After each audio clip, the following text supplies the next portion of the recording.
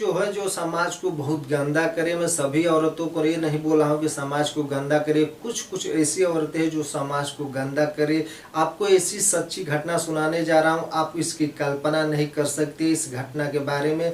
दोस्तों, एक बीमार पति होता है और रात को सोया होता है, जो उसकी पत्नी होती है तकिए से उसका मुंह दबा के उसकी हत्या कर देती है और हत्या के बाद अपने प्रेमी को फोन लगाती है और फोन लगा के बुलाती है कि आ जाइए आप मिलने के लिए, आप मिलने के लिए मैं तैयार हूँ। जो बीच में का काटा और रोड़ा जो मेरा पति था उसको मैं बीच में से हटा दिया हूँ। ये बात सुन के उसका प्रेमी चौंक जाता है और अपनी प्रेमिका से पूछता है कि क्या बोल रहे हो, कुछ मुझे समझ नहीं आता है। फिर वो जो पत्नी होती है ये बताती है कि मेरा पति था, उसको मैं तकिया से गला दबा के उसकी मैं हत्या कर दी। फिर जो प्रेमी होता है वो मिलने के लिए आता है, जिस कमरे में वो लाश होती है उस कमरे में ही प्रेमी और जो पत्नी होती है दोनों संबंध 2-3 बार बनाते हैं। पूरी रात वो संबंध बनाते रहते हैं, उसी कमरे में लाश पड़ी रहती है। फिर सुबह होता है, जो प्रेमी होता है वहाँ से चला जाता है, जो पत्नी होती है जो पति की हत्या की होती है सुबह बहुत ज़ोर से रोना धोना चालू कर देती है, तमाम तरह के नखरे चालू कर देती है। बीच बीच में उसको रोने के बाद बेहोश हो जाती है। ये सब देख के गाँव वाले ये सोचते हैं कि उसका बीमार पति था, इस वजह से उसकी मौत हो गई।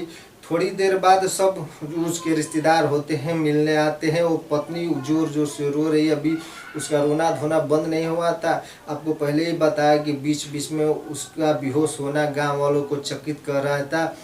कुछ देर बाद सब गांव वाले जो रिश्तेदार होते हैं सब मिल के उसका दाह संस्कार करने के लिए सब कुछ इकट्ठा करते हैं। इकट्ठा करने के बाद उसको शमशान घाट ले जाता है। वहाँ उसका लड़के का एक छोटा भाई होता है, फिर वहाँ आता है और वहाँ आके ये बोलता है कि मैं अपने भैया का लाश देखना चाहता हूँ।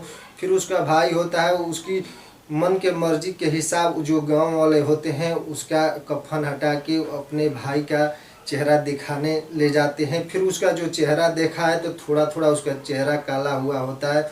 फिर जो छोटा उसका भाई होता है उसको थोड़ा शक होने लगता है। फिर वो नज़दीकी पुलिस स्टेशन में फ़ोन करता है, वो बुलाता है। फिर पुलिस प्रशासन आती है, वहाँ जांच पड़ताल करती है।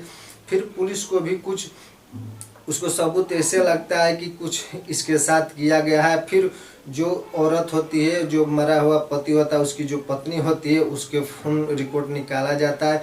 फिर वो ऐसे पता चलता है कि जो उसकी पत्नी है बार बार एक ही लड़के से बात करती है। जो प्रेमी था उसका नाम अभिषेक था, बार बार उससे ही बात करती है और रात को उससे ही बात की थी।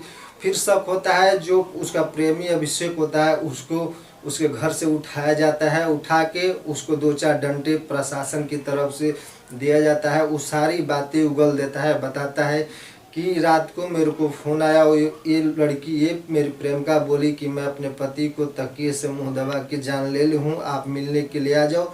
बीच में का जो काटा था वो काटा साफ हो गया है। ये मैं सुन के इससे मिलने आया। उसी घर में बेड के नीचे लाश पड़ी थी और मैं पूरी रात जो औरत थी उससे साथ में संबंध बनाया। मैं सुबह वहाँ से घर चला गया। फिर ये औरत सुबह अपना ड्रामा चालू कर दी।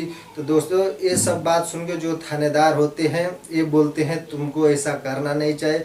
फिर वो दोनों को जेल भेज दिया जाता है और जो लाश होती है उसको पोस्टमार्टम कराया जाता है। उस सबूत पे इन दोनों को जेल भेज दिया जाता है। दोस्तों, इस कहानी से आपको क्या सीख मिली?